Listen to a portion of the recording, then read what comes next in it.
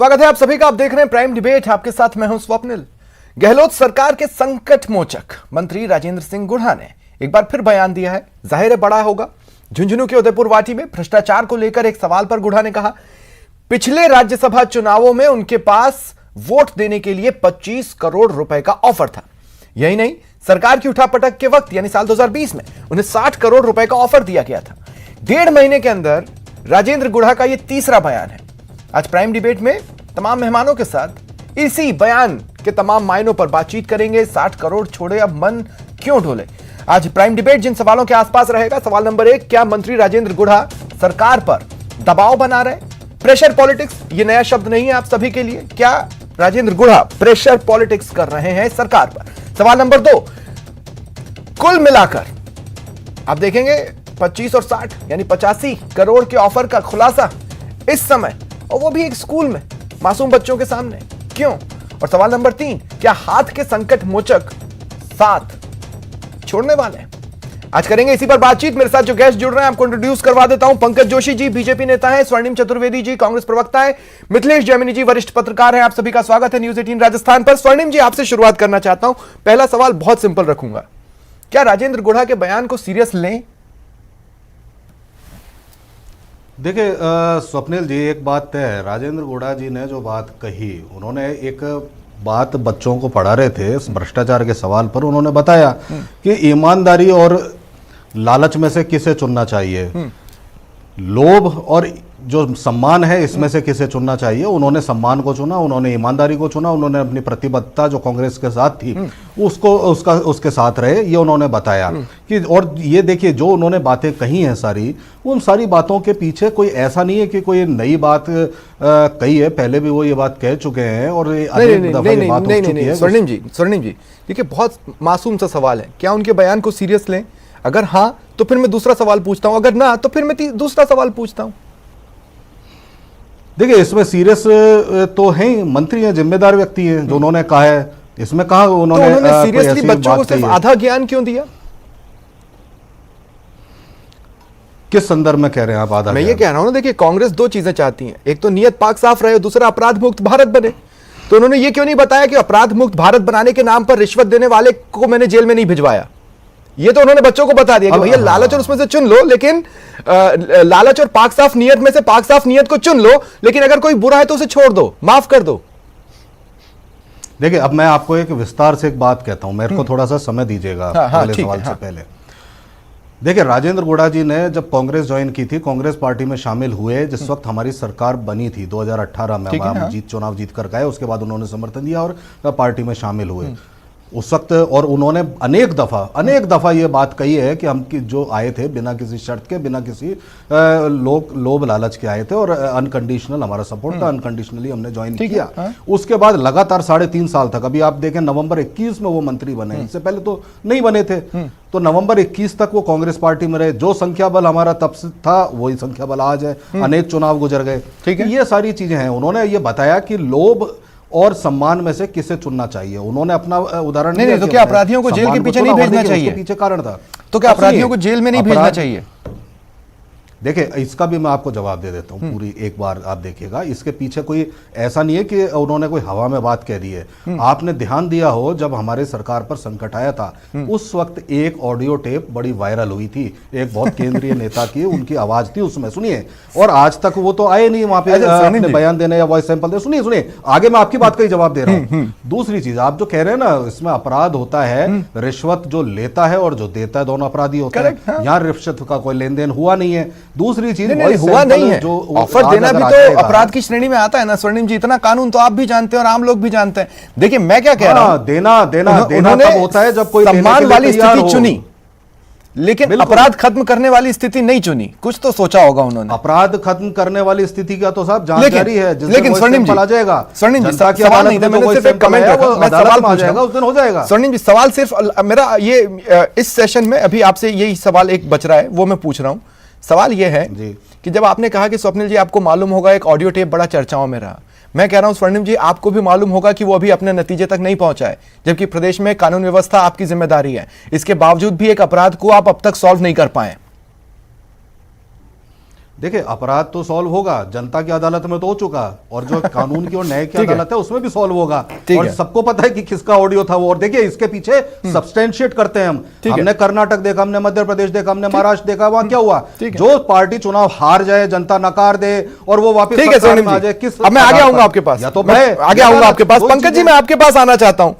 पंकज जी देखिए ऑफर आया 25 करोड़ का, 60 करोड़ का, मैं आपसे ये पूछ रहा हूं देने वाला कौन था? मतलब आम जो सियासी हलकों में कहा जाता है कि बीजेपी खरीद फरोख्त करती है, तो उनका इशारा या तो आपकी तरफ था या फिर उनका इशारा सरकार की तरफ था कि नहीं नहीं नहीं इन्होंने दी है, यही ऑफर दे रहे थे। देखिए स्वप्निल भाई, मैं आपको आपने बिल्कुल जो चीज़ को खुद ने आपने खुलासा किया। क्या है कि सबसे बड़ी चीज क्या है कि यहां पर यह था कि आपके पास शासन है, आपके पास सब कुछ है, छोटा सा व्यक्ति जो होता है उसको भी आप पकड़ लेते हैं, 10,000 रुपए देने वाला है उसको पकड़ लेते हैं, 20,000 वाले को पकड़ लेते हैं, लेकिन 25 करोड़ और 60 करोड़ वाले को पकड़ में नहीं आते। लेकिन ईडी जो है वहां पर 50 करोड़ रुपए का जखीरा पकड़ करके वहां कर देती है, तब इनको चिल्लाना शुरू हो जाता है कि साहब ये गलत हो रहा है मेरे साथ। इनको एक नहीं मिला, नहीं तो वो तो आप भी देखिए केस सॉल्विंग रेशो आपका कौन सा बहुत अच्छा है, बहुत से आरोप लगाकर तो आप भी इधर उधर हो गए, आज तक कौन सा सॉल्व कर पाए? मैं वहीं आ रहा हूं। रॉबर्ट वाड्रा कहां है? देखिए स्वप्निल भाई कहां है? स्वप्निल भाई आ रहा हूं। स्वप्निल भाई बहुत सारे हैं, आप सही कह रहे हैं। हाँ। स्वप्निल भाई बहुत सारे हैं। आपने देखा कि जिस दिन मुख्यमंत्री जी वहां पर जो है गुलाम नबी आजाद को घर से लाकर के प्रेस कॉन्फ्रेंस कर रहे थे, ईडी पे आरोप लगा रहे थे, तब उस दिन इस देश का माननीय सर्वोच्च न्यायालय ईडी के उसमें जो है अपना जो है उन्होंने कहा, क्या उसको इन्होंने माना? अरे नहीं माना। राष्ट्रपति के बारे में माना? नहीं माना। आज भी आरोप लगाते रहते। मैं ये कर रहा हूं पंकज भाई, ये क्या है, सुनिए ना पंकज भाई, अब आपने जो बात कही पंकज भाई 2 मिनट सुनिए ना जी। मैं ये कह रहा हूं साल 2014 के पहले हर जनसभा में प्रधानमंत्री मोदी, उस समय तो नहीं बने थे प्रधानमंत्री, है ना, उस समय आपके उम्मीदवार थे, अमित शाह भी बहुत सी जनसभाएं करते थे और हर जनसभा में बोलते थे कि 6 महीने के अंदर रॉबर्ट वाड्रा का कच्चा चिट्ठा खोल के उनको जेल भिजवाएंगे। ठीक, आज उस बात को कितने साल हो गए, आप भी तो वो केस सॉल्व नहीं कर रहे हैं ना। मैं आपसे यही कह रहा हूं। तो फिर कांग्रेस ने क्या बुरा किया? उन्हें तो 3.5 साल हुए। मैं बता रहा हूं स्वप्निल भाई, बता रहा हूं स्वप्निल भाई, बता रहा हूं स्वप्निल भाई, भाई बता रहा हूं। बताइए स्वप्निल भाई, रॉबर्ट वाड्रा छोड़िए, खुद मुख्यमंत्री और उनके जो है इस टाइम के जो है शांति धारीवाल जी, इन्होंने जो है बेसिकली एकल पट्टे के अंदर जो है उनके अधिकारी जेल गए कि नहीं गए। उसके बाद 2019 के अंदर आपने आज ही छपा है, 2019 में जाकर माननीय कोर्ट के सामने जाकर के उन संवैधानिक संस्थाओं के सामने ले जाकर के कहा कि इसके अंदर क्लोजर रिपोर्ट फाइल कर दी जाए। आप मुझे बताइए, क्लोजर रिपोर्ट फाइल कर दी जाए। क्लोजर रिपोर्ट फाइल कर दी गई और चुपचाप उस केस को खत्म करने की कोशिशें कर दी गई, लेकिन उसके अंदर जो परिवादी थे उन्होंने वापस लगाया, और लगाने के बाद आप देखिए कोर्ट ने जो स्टेटमेंट दिए, उसके बाद आज उन्होंने लगातार इस चीज को कहा कि हमें यहां के लोगों पे विश्वास नहीं है। और जो कोर्ट ने आदेश किए, कोर्ट ने 2 आदेश किए, जो इंक्वायरीज होनी थी, एक इंक्वायरी को कर करके उसकी तो लीपापोती करके दे दी, लेकिन दूसरी इंक्वायरी सामने लिखी हुई थी। सबसे बड़े जो यहाँ पे मुखिया है, बहुत मासूम सी शिकायत है, आपसे सवाल पूछा किसके बारे में और आप बता किसके बारे में रहे, और आपने मेरे से कहा कि नहीं स्वप्निल भाई उसको छोड़िए, इसको देख लीजिए। स्वप्निल भाई अब देखिए ऐसा मत कीजिए ना, बताइए स्वप्निल नहीं, स्वप्निल सिर्फ राजेंद्र गुढ़ा ही साफ गोई से बोलते हैं क्या प्रदेश में? स्वप्निल भाई जब पूछताछ हो रही है, नेशनल हेराल्ड केस में सुप्रीम कोर्ट के आदेश के अनुसार हो रही है, आप देखिए क्या तहलका मचा रखा है। आप मुझे बताइए किसको पकड़ने के बाद यदि जो है पंकज जी, मुझे मिथिलेश जी को भी शामिल कर लेने दीजिए, इतना डिबेट में इतना समय हो गया, मिथिलेश जी अभी तक डिबेट में शामिल नहीं हो पाए हैं। मिथिलेश जी, मेरा सवाल आपसे यह है, देखिए बहुत आम सी बात है, लगातार प्रेशर पॉलिटिक्स चल रही है अंदर खाने, या तो वो अपनी भविष्य की संभावनाओं को यहीं तलाश रहे या कहीं और तलाश रहे, लेकिन हो यही रहा है। देखिए स्वप्निल जी, जो सबसे इंपॉर्टेंट चीज है कि राजेंद्र गुढ़ा क्यों परेशान है, वो इसलिए परेशान है कि उनके 6 एमएलएस थे, उसके बावजूद उनको इंपॉर्टेंट डिपार्टमेंट नहीं दिया गया, जबकि अशोक गहलोत के चहेते सुभाष गर्ग को कमाऊ डिपार्टमेंट दिया गया। वही पीड़ा है और वो कई बार उसे झलका चुके हैं। और दूसरी बात यह है कि अगस्त में जो परिवर्तन की बात चल रही थी, उस परिवर्तन की बात को डैमेज कंट्रोल करने के लिए, क्योंकि अशोक गहलोत दोनों तरफ खेलते हैं, वो सियासी जादूगर हैं। और अभी आला कमान की हालात क्या है आपको पता है, पीआरएस कॉर्पोरेट कंपनी बन के रह गई है, प्रियंका राहुल सोनिया गांधी, उस कंपनी में कौन से डिसीजन होने, कोई डिसीजन होने की संभावना नहीं है। उनको थोड़ा सा ये बता दिया जाए कि सरकार गिर जाएगी तो बदलाव करने की स्थिति में नहीं आएंगे। एक सेकंड थॉट ये भी है। थर्ड थॉट इसमें एक इंपॉर्टेंट चीज ये है कि मन का हुजरा साफ कर जाना है फिर आने के लिए। इनकी जो इंपॉर्टेंट चीज है कि 15 महीने बाद जो चुनाव है और वो छोटे छोटे बच्चों के सामने ये कह रहे हैं, इससे क्या साबित होता है कि राजनेताओं की महत्वाकांक्षा ने लोकतंत्र को और प्रजातंत्र को पूरी तरह बिकाऊ बना दिया है। वो छोटे बच्चे आजादी के अमृत महोत्सव में इन नेताओं से क्या सीखेंगे। दूसरी जो सबसे बड़ी पीड़ा है राजेंद्र गुड़ा को, वो ये है कि 2 उनके विधायक अभी तक एडजस्ट नहीं हो पाए। ये पिछली बार भी बसपा से आए, नहीं, लेकिन वो दिल्ली तो गए थे ना, नहीं मिला, इस बार भी दिल्ली तो गए थे, ये वहां से भी कोई सोल्यूशन लेकर नहीं आ पाए क्या मिथिलेश जी? जी दिल्ली तो गए थे, वहां से भी कोई सॉल्यूशन लेकर नहीं आ पाए। देखिए आज की तारीख में कांग्रेस में अशोक गहलोत के सामने पूरा आलाकमान नतमस्तक है। उनको पता है कि ये कैसे तैसे सरकार चला रहे हैं और ये भी चले गई तो हमारे पास कुछ बचेगा नहीं। झारखंड में भी मामला गड़बड़ चल रहा है। तो ये जो तमाम चीजें हैं, इनको देखते हुए आलाकमान इस समय अशोक गहलोत के सामने पूरी कांग्रेस में पूरा तरह विकल्प नहीं है, कोई विकल्प नहीं है, वो छवि बन रही है। दूसरा जो आचार्य प्रमोद कृष्ण ने बयान दिया कि सावन का 3रा सोमवार चला गया, चौथा आने वाला है, सावन में नए अभिषेक होगा, अब वो अभिषेक वाली बात को भी कहीं न कहीं बल मिलता नजर आ रहा है। तो ये तमाम हालात हैं राजनीति के। और दूसरा, कांग्रेस को डरने की जरूरत है ही नहीं, क्योंकि 6 विधायक प्रेशर पॉलिटिक्स करे, ये जा ही नहीं सकते, इन पे दल बदल विधेयक लगे क्योंकि कांग्रेस में शामिल हो चुके, तो वो डरने की जरूरत नहीं है। लेकिन कांग्रेस विधायक दल में तो शामिल हो ही चुके हैं। लेकिन लेकिन एक और इंपॉर्टेंट सवाल है जिस पर अब सवाल पूछा जाना चाहिए, वो है स्वर्णिम जी, मैं आपके पास आ रहा हूं। मैं आपकी अगस्त में होने वाली जन सुनवाई कार्यक्रम का रोस्टर देख रहा था, उसमें राजेंद्र गुड़ा का नाम नहीं है, कहीं भी नहीं है। आपने कहा कि वो दिल से कांग्रेसी हैं, पर वो एक ऐसे मंत्री हैं जो कि इस महीने जन सुनवाई नहीं करेंगे, वो उसमें शामिल नहीं होंगे। आप लोग उन्हें ठेस पहुंचा रहे हैं और वो एक एक कर आपको गिनवा रहे हैं कि साहब हमने आपके लिए ये किया, और अब आप तो हमारा ही अमन चैन लूटने पर लग गए। क्या है ये? देखिए बिल्कुल, मैं आपको इस बात का जवाब दे देता हूँ। अभी ये खबर अखबार में छपी है जिसका आप जिक्र कर रहे हैं, इसका मैं आपको खुलासा कर देता हूँ क्योंकि रोस्टर में नहीं जारी किया था। ठीक है, हाँ, और सबसे बड़ी बात यह है कि जब हम रोस्टर बनाते हैं तो रोस्टर में ये होता है कि हफ्ते में 3 दिन जनसुनवाई होती है, जिसमें 2 मंत्री करते हैं। तो जितने दिन होते हैं उसमें जिन लोगों ने पहले जनसुनवाई की, मतलब सबका नंबर 1 माह में नहीं आ सकता, इतने दिन होती नहीं है जनसुनवाई। जो इस महीने जनसुनवाई करेंगे वो अगले महीने नहीं करेंगे, यही होता है। और ये आप पिछले भी रोस्टर अगर देखेंगे ना तो सब में यही था। अब मैं आपको दूसरी चीज कहता हूँ, अभी आपने बहुत सारी बातें आई यहाँ पे, आता है कि साहब मंत्रिमंडल के लिए या एडजस्टमेंट की पॉलिटिक्स हो रही है, लेकिन आप एक चीज बताइए, आप इतनी सी छोटी सी चीज देखिए, 2018 में जब सरकार बनी थी दिसंबर में, उसके बाद से लेकर के अभी पिछले गए नवंबर में ये मंत्री बने, उससे पहले मंत्री नहीं थे क्योंकि अनकंडीशनल इन्होंने जो है सपोर्ट दिया था कांग्रेस को। और पर उसके पहले अपना दर्द तो बार बार बताते थे ना कांग्रेस में। देखिए एक चीज है, महत्वाकांक्षा रखना कोई बुरी चीज नहीं है, अपनी बात रखना कोई बुरी चीज नहीं है।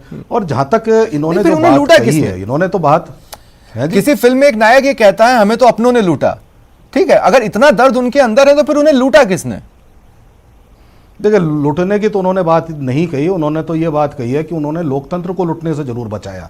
लोकतंत्र की जो व्यवस्था है उनको लूटने से बचाया, जो हमारे प्रजातंत्र की व्यवस्था है उसको लूटने से बचाया। जो लूटने के लिए ऑफर दे रहे थे लोग, उनका ऑफर स्वीकार उन्होंने नहीं किया। लोग को परे रख करके प्रतिबद्धता को उन्होंने स्वीकार किया। देखिए मेरे को तो लगता है कि हो सकता है कि थोड़े दिन में अगर वॉइस सैंपल आ जाएगा तो पर्दाफाश तो देखिए आप लोगों ने उनको बाड़ाबंदी में रखा था, आप लोगों ने तो उनको बाड़ाबंदी में रखा था दोनों ही घटनाक्रम के वक्त। इसके बावजूद उनसे संपर्क हो गया, इसके बावजूद उनसे ऑफर पहुंच गए, तो एक तो आप ढंग से बाड़ाबंदी नहीं रख पाए, कोई बाड़ाबंदी भेद गया है ना, और दूसरा ये कि वो फिर भी जाकर पुलिस में एफआईआर करने को तैयार नहीं है कि भाई मेरे पास इस तरह का ऑफर आया और उसको पकड़ो, आप जेल में करो। ऐसे लोगों की समाज में घूमने की जरूरत नहीं है, ऐसे लोगों को। देखिए बिल्कुल, मैंने आपको कहा ना कि जो सबूत और जो अभियुक्त है वो तो दोनों पुलिस में दर्ज हैं। इसमें कोई नई चीज थोड़ा है। जो उन्होंने बातें कही वो तथ्य तो जो मैंने जिस केंद्रीय मंत्री का ऑडियो बताया, जो बार बार सब दुनिया ने सुना, तो मैं ये हम इसमें खुलासा मान ले स्वर्णिम जी कि इस बार भी ऑफर उसी शख्स की तरफ से आया है, केंद्रीय मंत्री की तरफ से, राज्यसभा वाला। उन्होंने तो 2 दफे का उन्होंने 2 दफे कहा है, एक उठापटक का वक्त जो 2020, एक राज्यसभा चुनाव 1.5-2 महीने पहले। मैं तो आपको एक चीज कहता हूं, आप तो एक का ही खुलासा हो जाए ना, वॉइस सैंपल आ जाए यहाँ पे, जो कि केंद्रीय मंत्री ने दिल्ली में स्वीकार किया कि मेरे फोन रिकॉर्ड करके वॉइस हमारी ऑडियो जो है वायरल किया है, उनके ऑडियो जो लेकर के कानूनी रूप से ले ली जाए अगर, तो सारी चीज खुलासा हो जाएगा। दूसरा अपनों से भी परेशान रहेंगे तो फिर चलना तो मुश्किल होता जाता है ना। सर बीजेपी परेशान है, जितने हमारे मंत्री देखिए फील्ड में बैठे थे, ठीक है, आप बताइए आपको भाजपा का कोई नेता फील्ड में नजर आता है क्या? फील्ड में बैठे भाजपा की करतूतें गिना रहे हैं, और हमारे जो सरकार जो काम कर सकती है जनता के लिए फीडबैक लेकर के काम कर रहे हैं, और इसका नतीजा देखिए ना, आप लगातार होते हुए चुनाव आपको बताता हूं, देखिए आखिरी चुनाव तो ये हुआ और क्या फीडबैक दे रहे हैं। आज मंत्री विश्वेंद्र सिंह फील्ड पर बैठे थे, फीडबैक क्या दिया कि ये जनसुनवाई में अधिकारी ढंग से काम नहीं कर रहे, और इसी तरह की जनसुनवाई को लेकर राजेंद्र गुढ़ा भी तंज कस चुके हैं जो पीसीसी में होती थी। ऐसा नहीं है कि उन्होंने तंज नहीं कसा है, लेकिन ठीक है स्वर्णिम जी, अब मैं एक बार फिर पंकज जी आपके पास आ रहा हूं। पंकज जी, एक बात मैं आपसे कह रहा हूं, और सिंपल सा पॉइंट है, यह भी तो हो सकता है कि राजेंद्र गुढ़ा आपको कोई छुपा हुआ संकेत दे रहे हो, ऐसा नहीं है, इस बात को आप कैसे साबित करोगे? देखिए स्वप्निल भाई, मैं कह रहा हूं संकेत है कि नहीं, ये तो एक अलग चीज है। नहीं, क्या हो सकता है, वो आपसे टिकट की संभावनाएं खंगाल रहे हो पंकज जी, है तो गेम अगले चुनावों का ही ना। नहीं, देखिए मैं इसको नहीं कह रहा, लेकिन मैं एक चीज कह रहा हूं। अभी जो है स्वर्णिम भाई ने एक बड़ी चीज कही कि वॉइस सैंपल दे दे तो सब कुछ क्लियर हो जाएगा। मुझे बताइए क्या वॉइस एक तरफ से चल रही थी या दो तरफ से चल रही थी? दूसरी वॉइस में तो कोई होगी ना, वो कहां है और वो कौन है और वो किसकी गोद में बैठा है आज, उसका कहां से लिंक है? आपको पता है वो कौन? वो क्या कर रहे हैं मुखिया जी के यहाँ, बताइए ना। नहीं बताइए कि आपको उसके पता है साथ वो क्यों नहीं कौन किया है? भाई? आप उसका इतने सैंपल कर लीजिए ना, confidence से कह रहे हैं कि उसका उसकी सैंपल लेने में गोद में दिक्कत आ रही है बैठा है, तो क्या? आपको पता होगा भाई कौन? उसकी सैंपल ले लेंगे, अरे आप तो उसका ईमानदारी सैंपल से ले लेंगे तो सरकार गिर जाएगी। नहीं, उसका सैंपल ले लेंगे तो सरकार गिर जाएगी। अच्छा, अरे भाई, दूसरी बात सुन जाइए, मंत्री अगर वॉइस सैंपल नहीं देना चाहते, मैं आपके पास था विशुद्ध आपके पास था, लेकिन पंकज जी अब जब मैं आपके पास हूं ना, आप दूसरी बार मेरा सवाल डॉज न करें। पहले राउंड में भी आपने एक सवाल डॉज कर दिया था, इस बार भी ऐसा कर रहे हैं। देखिए मेरा सीधा सा सवाल है, आप इस बात को साबित कीजिए कि राजेंद्र गुढ़ा आपको कोई मैसेज नहीं दे रहे, वो आप में अपनी टिकट की संभावनाओं को नहीं खंगाल रहे, वो ये तकाजा नहीं कर रहे कि एक बार आप मेरी तरफ हाथ तो बढ़ाओ, फिर देखो मैं आपके लिए क्या करता हूं। सर मैं कह रहा हूं आपको भाई, आज वो ये नहीं खंगाल रहे, वही कमाल रहे हैं जो जैमिनी जी ने कहा, वही खंगाल रहे हैं कि भैया मेरी जो लागत है ना, वो उन्होंने उस कॉस्ट को बता दिया। 60 लाख रुपए तो मैंने सरकार बचाई उसके हैं, और 25 लाख रुपए मेरे जो है राज्यसभा की सीट के हैं। अब 85 में से जो आप बार बार मुख्यमंत्री जी कहते हो ना कि मेरे आप मांगते मांगते थक जाओगे, मैं देता हूं नहीं थकूंगा, उसने कहा 85 पूरे नहीं हो रहे अभी तक मेरे, और इसीलिए कह रहे हैं कि ये जो आपका जो धारीवाल जी, इनका अलाइनमेंट ठीक नहीं है। देखिए उन्होंने क्या कहा, जब वहां से नहीं हुआ ना काम उनका, तो उन्होंने कहा इनका अलाइनमेंट ठीक नहीं है, इनका अलाइनमेंट ठीक कर दो आप। तो देखो पंकज जी देखिए, जोड़ोगे तो आप किसी शख्स के बारे में कुछ कह लें, लेकिन कल को जब वो भाजपा में आने की कोशिश करेगा ना, भाजपा उन्हें सहर्ष खुले हाथों से स्वीकार करती है। ऐसे लोगों को भी वो आरोप लगाते थे। इसलिए कह रहा हूं ना, मैं इसीलिए कह रहा हूं ना कि 85 करोड़ पता चल जाएगा ना। इसलिए कह रहा हूं कि राजेंद्र गुढ़ा हो सकता है आप में संभावनाएं तलाश रहे हो। तो कह रहा हूं, मैं वही तो कह रहा हूं। नहीं देखिए, वो उनकी जो है ये संभावना है, देखिए वो उनकी संभावना है। लोकतंत्र में उनकी संभावनाएं क्या नजर आती हैं, भारतीय जनता पार्टी में आते हैं कि नहीं आते, क्या उनकी विचारधाराएं बार बार परिवर्तित होती हैं, नहीं करते हैं, ये उनकी उसके ऊपर है। लेकिन मैं ये कह रहा हूं कि ये सब चीजें जो है और जनता के ऊपर है। लेकिन दो बड़ी चीजें हैं कि मैं जो आपने कहा, वो जो कॉस्ट जो फैक्टर है वो उनका है कि वो लगातार, इसीलिए आपने कहा ना, आपने जो उठाया वो इसीलिए उठाया कि वो जो बात थी वो कहीं ना कहीं जाकर के वहीं ठीक है। मैं एक बार फिर मिथिलेश जी आपके पास और आ रहा हूं, और सिंपल सा सवाल है, जब राजेंद्र गुढ़ा कहते हैं कि कांग्रेस कल्चर से मैं उतना नहीं जुड़ पाया, कांग्रेस की विचारधारा से भले ही वो जुड़ गए हों, अब विचारधारा और कल्चर दो अलग अलग चीजें हैं, ये राजेंद्र गुढ़ा के बयान से एक बार की सोचने पर मजबूर होना पड़ता है। पर कुल मिलाकर मसला ये 100 बात की एक बात कि बसपा से जो विधायक कांग्रेस में आए हैं, धीरे धीरे करके उनका मोहभंग होता जा रहा है, और हो सकता है एक दिन ऐसा है कि पूरी तरह से मोहभंग हो जाए। देखिए स्वप्निल जी, उनका मोह भंग होना लाजमी है, उन्हें अपना आगे का भविष्य नजर आ रहा है। और अशोक गहलोत जी ने इस बार जो एमएलए को माल दिया है वो आज के इतिहास में नहीं दिया गया। 70 लाख का फ्लैट इन्हें 29 लाख में मिला है, 40,000 की अभी इनकी तनख्वाह बढ़ी है, इनको आईफोन दिए गए हैं, और हालात यह है कि डिजायर लिखने के लिए विधायकों के जो रिश्तेदार वो कह रहे हैं 101 फूल की माला लगेगी, 151 फूल की माला लगेगी, या 201 की माला लगेगी। जो हालात हैं वो बहुत नाजुक हैं, और तमाम सर्वे में सबको पता है क्या हालात हैं। आज जो कटारिया जी ने कहा है गुलाबचंद कटारिया ने कि मृत प्राय हुई कांग्रेस को सचिन पायलट ने जिंदा किया था। उधर निर्मला सीतारमण ने आज बड़ा हमला बोला है कि राहुल गांधी की नहीं मानते हैं अशोक गहलोत, इसीलिए अंबानी और अडानी से समझौता नहीं। लेकिन क्या मिथिलेश जी, क्या इस बात को नजरअंदाज किया जा सकता है कि जरूरत पड़ने पर बीजेपी भी कुछ नेताओं पर डोरे तो डालती है? देखिए, बीजेपी को मेरे को लगता नहीं राजेंद्र गुड़ा की दरकार है, क्योंकि राजेंद्र गुड़ा खुद भी कई बार मंच से कह चुके हैं कि मेरे लिए बसपा ही मुफीद है और मेरी बहन जी से पटती है, मैं बहन जी से अलग होकर फिर बहन जी से ला सकता हूं, ये खुलेआम कहते हैं। इसलिए वो कांग्रेस की भी परवाह नहीं करते, उनको पता है उनका राजेंद्र गुड़ा क्यों बसपा से सारे विधायकों के बारे में इन टोटालिटी सोचे? भाई एक जगह से जीते तो हैं वो। बसपा के लिए खुद ही कह चुके विधानसभा में कि बसपा में नोट दे के टिकट लाते हैं हम, वो विधानसभा में कह चुके राजेंद्र गुड़ा जी। इसलिए उनको पैसे तो चाहिए ही चाहिए, वो सही बोल रहे हैं। अब उनको आप ढंग का डिपार्टमेंट नहीं देखो तो अगला टिकट कैसे लेके आएंगे वो? उनके तो पेट पे लात मार दी ना आपने सियासी जादूगर ने उनको झांसे में लेके उनके तो पेट पे लात मार दी हो। तो पहले ही कहते हैं, विधानसभा में कह चुके हैं कि मैं बसपा में पैसे देके कभी भी टिकट ला सकता हूं, कभी बहन जी के पास जा सकता हूं।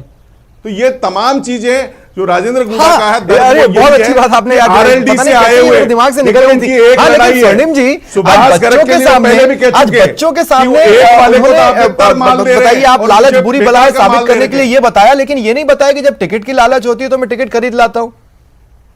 वो तो साफ कहते हैं मैं खरीद के लाता हूं, विधानसभा में कहा है उन्होंने स्वर्णिम जी। और वो साहब उनका एक ही पीड़ा है कि ये वाला लालच कैसे उन्होंने ढक दिया? पहले दिन से तरमाल क्यों दिया? 2 second Mithilesh ji, 2 second please मेरे साथ हैं। स्वर्णिम जी, बिल्कुल बिल्कुल स्वप्निल जी, उन्होंने ये तो अपनी खुद की बनाई लकीर छोटी कर रहे हैं। उन्होंने सुनिए उन्होंने ये कहा, उन्होंने जो कहा उस पर ध्यान दीजिए आप। उनके शब्द ये थे कि हमारे को जहां से हमने चुनाव लड़ा था वहां चंदा दिया नहीं जाता, चंदा लिया जाता है। मतलब पार्टी चंदा लेती है, यही बात उन्होंने कही है। कोई खरीदने की कोई बात नहीं, कोई बात उन्होंने देखिए खरीदने की जहां तक बात है ना, सुनिए चंदा तो पूछ लीजिए, भारतीय जनता पार्टी ने 4000 करोड़ चंदा लिया अभी, तो किसको बेचा पूछ लीजिए, कितना जमीन बेचा होगा। फिर अगर इस तरह की बात करते हैं तो पूछ लीजिए, सबसे ज्यादा चंदा भारतीय जनता पार्टी ने लिया है।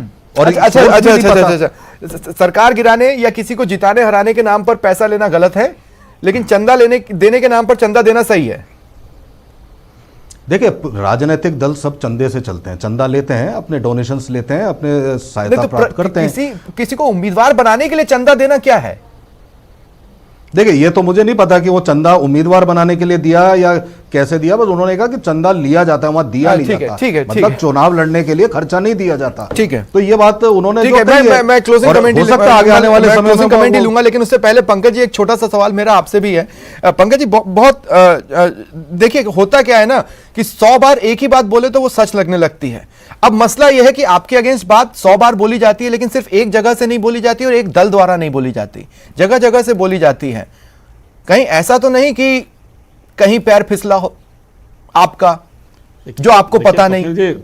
नहीं स्वप्निल जी, आप लगातार ये देख रहे हैं ना, मैं यही कर रहा हूं कि इस देश की जो संस्थाएं हैं कि लगातार आपने देखे ना, अभी 50 करोड़ कहां गिने गए। आप मुझे बताइए, क्या राजस्थान की सरकार के एक भी व्यक्ति ने बोला कि ये 50 करोड़ रुपए कहां से आए थे? एक भी ने बोला। और आप यदि कहीं जो है ना छोटा सा कोई जाता तो दिक्कत थी। दूसरा, आप देखिए कि झारखंड में जो गए वो कौन लोग थे भाई, वो कहां के थे? वो भी यहीं के थे। तीसरा, मुझे बताइए कि वहां पर राउत साहब के साथ क्या हुआ, वो कौन लोग थे, किनके साथ सरकार बना रहे थे? उसके बाद दिल्ली में क्या हुआ? देखिए पंकज जी, 2 चीजें होती हैं, एक होता है कैश, एक होता है काइंड, है ना? Cash and kind. सर देखिए स्वप्निल भाई, मैं कह रहा हूं स्वप्निल भाई, अभी तक इस देश में जो है न्यायपालिका जो है बहुत दमदार है और ताकतवर है, मैं इतना ही कह सकता हूं। और आज तक मुझे बता दिए कि कांग्रेस पार्टी ने एक भी किसी केस के अंदर जो ये केसों में उलझ रहे हैं और वहां जाके प्रदर्शन कर रहे हैं, सारे फैसले माननीय कोर्टों के हैं, सारे फैसले। और आज भी मैंने शुरू में जो बयान दिया था वो कोर्ट का ही फैसला था। मेरा अंतिम सवाल है और इसी सवाल पर मैं क्लोजिंग कमेंट ले रहा हूं मिथिलेश जी आपका। मेरा अंतिम और लास्ट सवाल रहेगा ये, आप अपना क्लोजिंग कमेंट दें। सवाल यह है कि जो भी मैसेज गया बच्चों के सामने बोलकर, जो भी मैसेज गया हो, वो मैसेज तो बच्चों के लिए था ही नहीं। ये डायरेक्ट मैसेज था, ये डायरेक्ट मैसेज था या तो अशोक गहलोत जी के लिए या आलाकमान जी के लिए।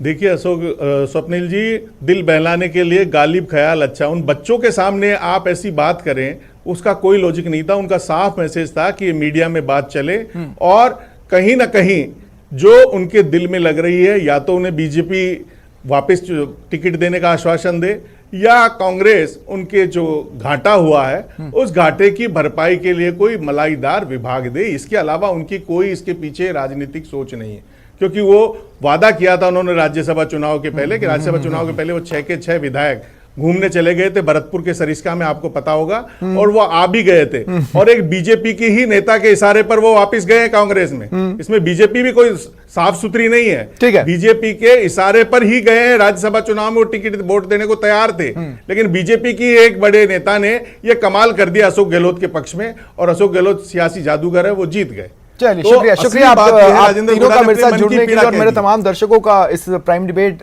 को देखने के लिए बहुत बहुत शुक्रिया। फिलहाल इतना ही, ये था आज का प्राइम डिबेट। नमस्कार।